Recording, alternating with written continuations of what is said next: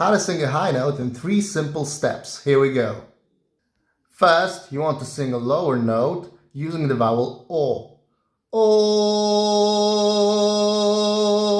Step 2, using that same vowel on the same pitch, restrict the amount of air you're blowing out, so blow less air, while also connecting the vocal cords, gently squeezing them together. O.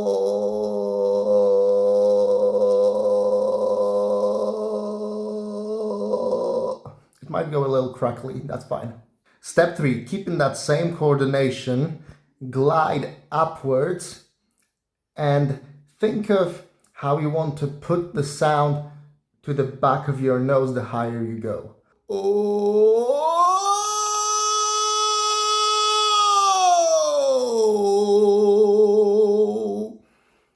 There you go. There's your high note.